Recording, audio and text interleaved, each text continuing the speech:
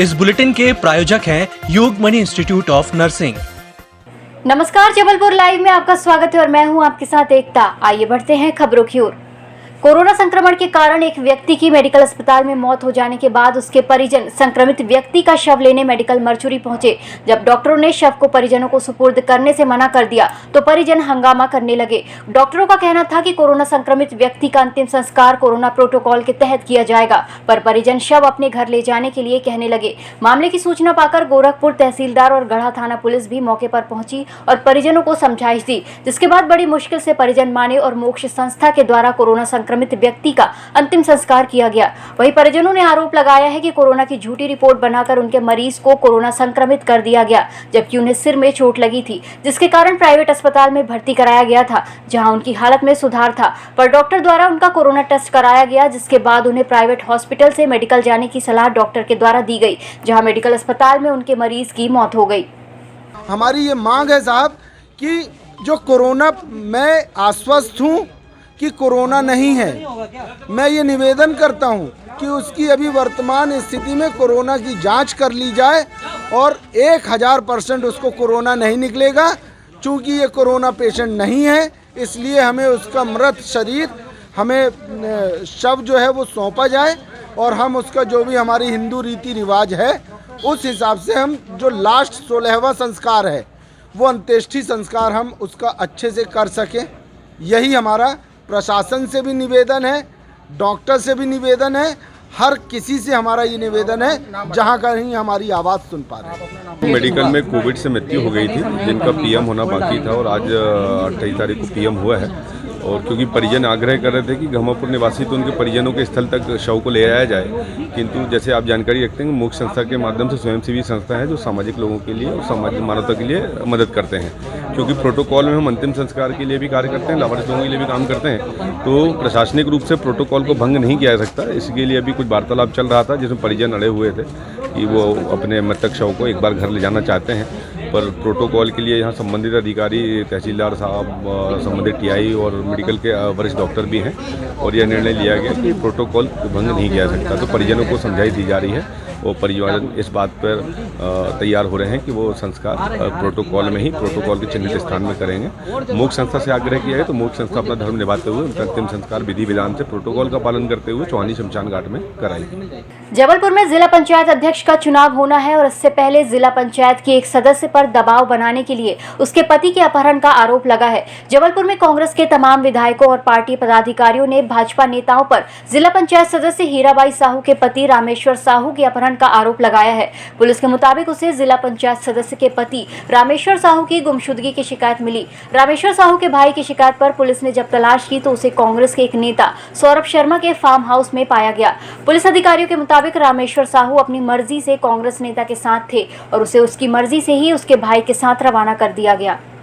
तो अब इस पे दबाव बनाया जाए और दबाव इस तरीके से बनाया गया, पहले उसके छोटे भाई का किडनैप किया गया, उसके माध्यम से एक फर्जी एप्लीकेशन दी गई और जब हम लोग हमारे फार्म हाउस में थे तो वहाँ पर पुलिस आती है और हमको बोलती है कि आपने इसको किडनैप करा है। तो स्वाभाविक एक सार्वजनिक जीवन में रहने वाला आदमी व्यक्ति, मैंने सहज बोला कि मैंने किडनैप करा है, अपराधी हूँ, आप मेरे को लेके चले। ना मेरे को उनने साथ में रखा, ना वो इस तरीके से जो अपराधियों के साथ व्यवहार होता है या कोई अपराधी को भी साथ में ले जाया जाता है छोड़ के उसको यहाँ पे लाया गया। साफ तौर पे भारतीय जनता पार्टी ने सत्ता का दुरुपयोग करा है। कल अपने पक्ष में उसकी पत्नी जो कि जिला पंचायत की सदस्य है उसका वोट उनको पड़ सके, इसके लिए पूरा दाना बाना बुना गया है, उसको मानसिक रूप से प्रताड़ित किया गया है, तमाम जद्दोजहद करके बलपूर्वक उसका वोट लेने का प्रयास किया जा रहा है। हम लोगों ने यहाँ पर कंप्लेन दर्ज कराई है कि पुलिस प्रशासन के सामने सत्ता के जितने भी जनप्रतिनिधि हैं, भारतीय जनता पार्टी के अजय बिश्नोई जी, आदरणीय इंदु तिवारी जी, प्रभात साहू जी, उन तमाम लोगों ने आज यहाँ पर पुलिस का गुंडों के तौर पर इस्तेमाल करके उसका सबके सामने यहाँ पर किडनैप करा है।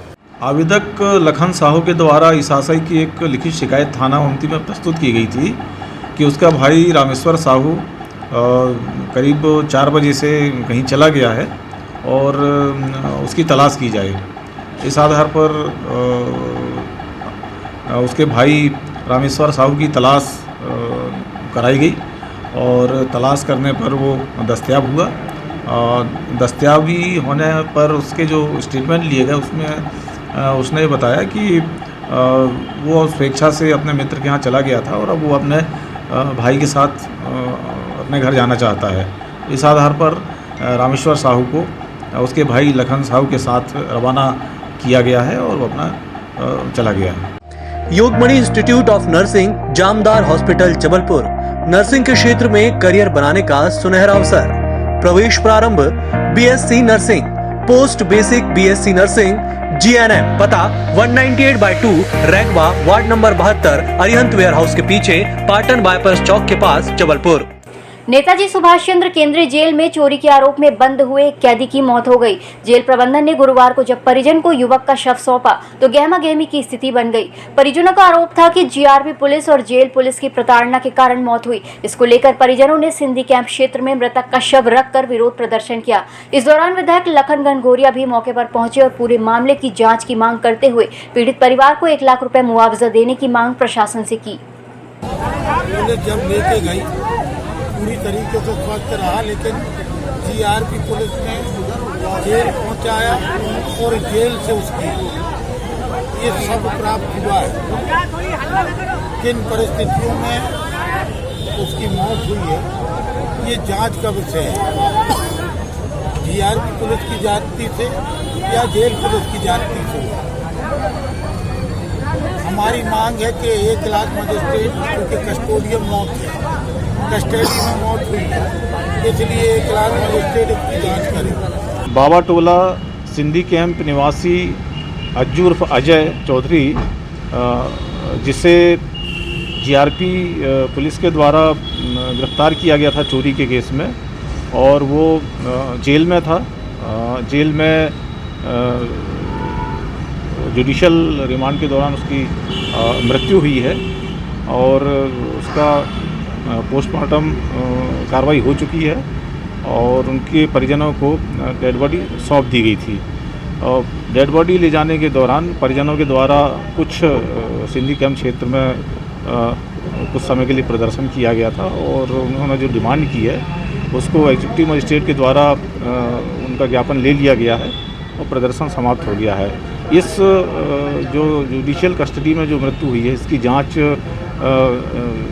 मजिस्ट्रेट के द्वारा, जुडिशियल मजिस्ट्रेट के द्वारा इसकी की जा रही है और आगे जो उसमें माननीय न्यायालय के द्वारा जो परिस्थितियाँ पाई जाएंगी उसके आधार पर जो प्रतिवेदन आएगा उसके आधार पर आगे संबंधित विभाग के द्वारा वैधानिक कार्रवाई इसमें की जाएगी। लोकसभा में कांग्रेस नेता अधीर रंजन चौधरी द्वारा राष्ट्रपति द्रौपदी मुर्मू पर की गई टिप्पणी को लेकर भाजपा ने कांग्रेस के खिलाफ मोर्चा खोल दिया है। भाजपा जगह जगह अधीर रंजन का पुतला फूंककर विरोध प्रदर्शन कर रही है। जबलपुर के मालवीय चौक पर भाजपा कार्यकर्ताओं ने अधीर रंजन चौधरी के विरोध में प्रदर्शन किया और उनका पुतला फूंका। भाजपा कार्यकर्ताओं का कहना है कि अधीर रंजन ने राष्ट्रपति के लिए अत्यंत अमर्यादित, आपत्तिजनक और असंवैधानिक शब्दों का प्रयोग कर न सिर्फ महिलाओं की गरिमा और आत्मसम्मान को ठेस पहुंचाया है, बल्कि भारत के सर्वोच्च संवैधानिक पद का अपमान करते हुए देश की 130 करोड़ जनता का अपमान भी किया है। महामहिम राष्ट्रपति द्रौपदी मुर्मू को राष्ट्रपत्नी कहकर उनका अपमान करने वाले कांग्रेस नेता अधीर रंजन चौधरी और कांग्रेस की मुखिया सोनिया गांधी के खिलाफ नारे लगाते हुए भाजपा कार्यकर्ताओं ने मालवीय चौक में प्रदर्शन किया और उसके पश्चात पुतला जलाया। निश्चित रूप से भारतीय जनता पार्टी इस बात का विरोध करती है, पूरा देश इस बात का विरोध करता है। ये महिलाओं के सम्मान के खिलाफ है, जनजाति वर्ग के सम्मान के खिलाफ है और इतना ही जो हमारा सुप्रीम ऑफ द नेशन जो हमारा कॉन्स्टिट्यूशन है उसके भी खिलाफ है, क्योंकि जब कॉन्स्टिट्यूशन के मूल भावना के खिलाफ बात होगी तो हिंदुस्तान उसको बर्दाश्त करने वाला नहीं है। और इस प्रकार की बात के लिए महिलाएं, आज हमारे भारतीय जनता पार्टी की महिलाएं पूरे प्रदेश भर में, देश भर में मूवमेंट तो करेंगी, लेकिन मुझे ऐसा लगता है आम जनता भी इस बात से नाराज है। इसलिए कांग्रेस को और आदरणीय लोकसभा अध्यक्ष जी को भी हमने कहा कि कांग्रेस इस पर विचार तो करे, माफी मांगे, लेकिन लोकसभा अध्यक्ष जी भी इस मामले में निर्णय लें, ये निवेदन भी हमने किया। संपूर्ण कांग्रेस पार्टी को क्षमा मांगनी चाहिए और जिस महात्मा गांधी के पास जाकर उनके चरणों में बैठते हैं उनके चरणों में गंगा जल से उनकी जुबान धोनी चाहिए। मुझे लगता है इससे बड़े शर्म की कोई और बात नहीं हो सकती। आदिवासी समाज और संपूर्ण महिला वर्ग नहीं, पूरा देश आज इससे उद्वेलित है और उनकी ओर घृत निगाहों से देख रहा है। हम सब उनकी अत्यधिक निंदा। जबलपुर के कोतवाली में स्थित हजरत सैयद चांद सावली रहमतुल्लाह अलैह का 25वां उर्स मुबारक आयोजित किया गया। इस उर्स में देश के विख्यात कव्वाल अनीस नवाब शरीक हुए। कव्वाल अनीस नवाब ने इस मौके पर शानदार कव्वाली पेश की। रात भर आयोजित इस कव्वाली का लुत्फ उठाया। इस अवसर पर अनीस कव्वाल ने कहा कि जबलपुर की पहचान मुहर्रम से है, जिसे देश भर में याद किया जाता है। जिला पंचायत अध्यक्ष जबलपुर की कुर्सी में भाजपा ने कब्जा कर लिया है। भाजपा के संतोष बरकड़े अध्यक्ष निर्वाचित हुए हैं। लंबे घमासान के बाद भाजपा ने अपना अध्यक्ष बनाने में सफलता हासिल की है। सुबह से भाजपा और कांग्रेस के शीर्ष नेताओं का जिला पंचायत में जमावड़ा रहा।